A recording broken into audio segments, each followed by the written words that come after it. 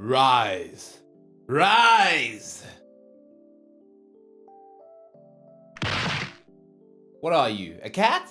Get up! Hello, you glorious gamers. This is my review of Necrosmith 2. Yes!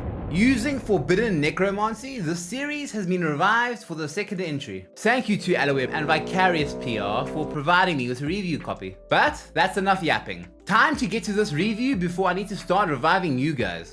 Story-wise, well, it doesn't really tell you much. There is a cryptic intro when you start up the game, and as you play, there is dialogue between the Necromancer and his cat. But that is mostly just to hint at a plan that is only going to be told when the time is right. It doesn't really give you much compelling story reasons in the beginning to hook you. Maybe it is supposed to be the mystery of what is going on? From what I gather, the realm you escaped from in the first game, you return to for reasons unknown. Except that doesn't give enough details for me to get immersed. It's still fun enough to play that I carried on. And later in the game, well, I can't exactly spoil now, can I? So it is tough to talk about the story in this game. You are a Necromancer with a fat cat and a plan. There we go. That should be enough. Now, this is a tower defense game. Protecting your base from waves of enemies while you try to accomplish your objectives is the name of the game. What are those objectives? I'll never tell. And neither does the game. Every stage I was lost on what to do beyond not die, which was frustrating and strangely entertaining. Mostly frustrating though, as I had no clue how to progress. It also wasn't hard realizing what I needed to do when I found it.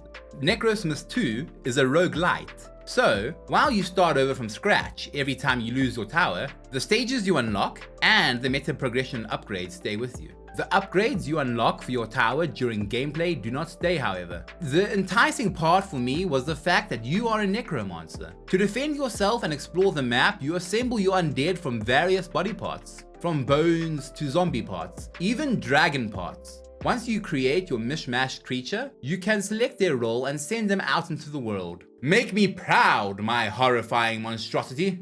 You can release your undead from the tower or these portals scattered around the map. It all really depends on what you want them to do. Did you set them to defend the tower? Then release them from the tower. Whereas I expect you'd want to send the resource collecting undead out from a distant portal, where the resources are more abundant. Each undead body part has different statistics and abilities. Some are cheaper than others, like the skeleton parts. But while they are weaker, you can spam those undead out more easily to collect resources. Then you get the more expensive parts like the swamp spirit or dragon parts. I am pleased to note that you can change the undead's orders after creating them. It's not a make them, and then they are stuck doing the task assigned to them forever sort of deal. So if I want to, I can make my resource gatherer start defending my tower. I just wish I did not have to select them all individually to do it. Also, you can manually control them, which is a nice touch. Using the direct control to micromanage a strong unit is actually helpful. I just wish I could control more than one at a time. I will say that when set to resource collecting, your dead are not the brightest,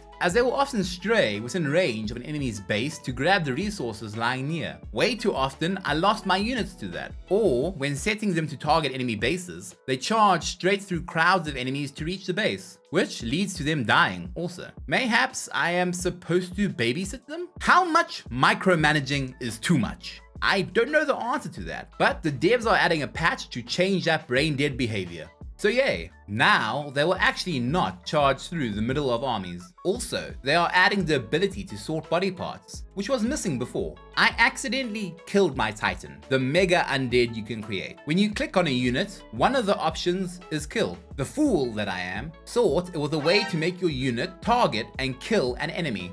Turns out, clicking it kills your unit. Maybe add a second "are you sure" question after clicking kill. My very first run was going well. I almost made it to the end of the second timer. Then the game started lagging, froze, and eventually crashed. Not really the best showing for the first playthrough. Then I got a second crash not even 4 hours in. But after some updates, the game stopped crashing for me. The goal of each world, or disc as they are called, is to open up the way to the next disc. Once completed, you get the option to end your run. I had the option to leave the first disc, but I stuck on the world to see what would happen. Turns out, after destroying all the bases, you don't get attacked by enemies anymore. I waited down the timer and bam! Instead of being attacked by one giant monster, it is 2. Ran the timer down again and it was 3 giant monsters. I barely survived that one, but just to get there, I had to sit and do nothing for about 10 minutes. Just wait for the next giant monster. So, I made a cup of tea. Good tea though. It's not the most exciting game to watch, but I can say it is enjoyable to play. You can make some pretty bizarre combinations of undead. The management of your units, resources, and upgrades is fun. You are constantly being pressured by the increasing waves of enemies during the day and the timer ticking down, so it adds a bit of a thrill to make sure you are progressing well enough to meet those challenges. Maybe you would like to know what sets Necrosmith 2 apart from its predecessor? There are 4 things. First, the new story, which is quite bare bones, so not really a factor. Then there are the new biomes and islands, flying undead, and most importantly, the titans. Your giant undead monstrosities, as well as the enemy titans you must take on. The soundtrack is average. I did not notice a lot of them, and I found it a bit jarring when one soundtrack ended and another started. At the very least, I did not find it offensive or annoying, so it mostly faded into the background.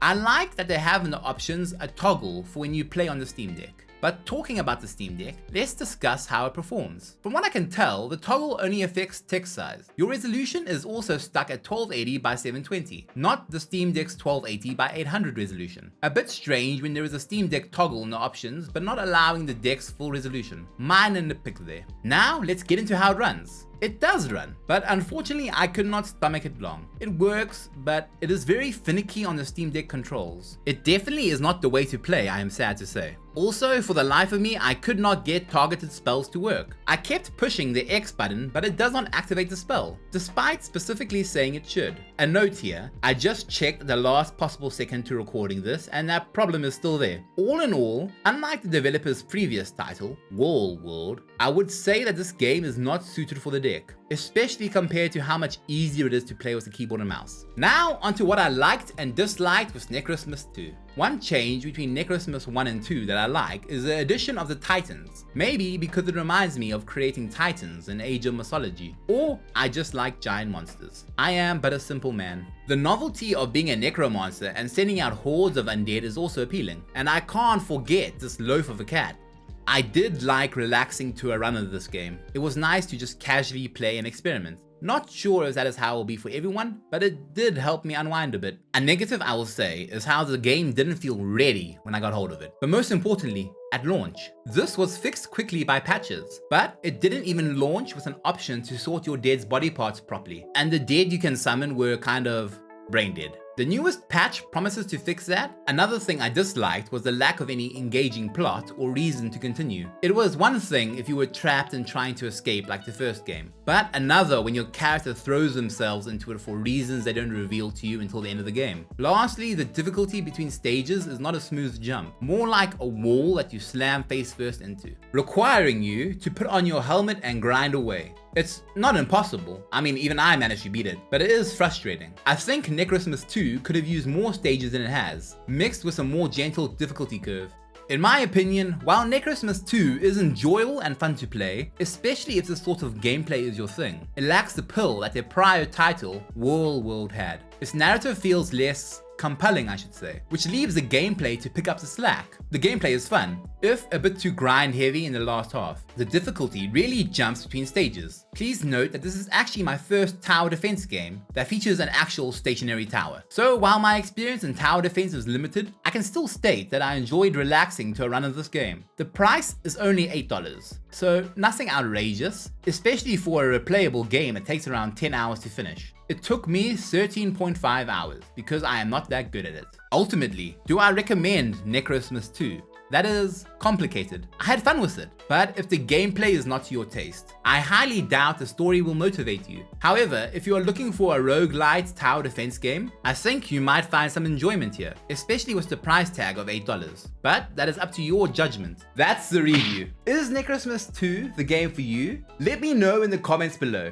as well as your thoughts on the game. If you are still here and find this video helpful, entertaining, or just good to watch, please consider liking and subscribing. It would really help me out. Thank you for watching.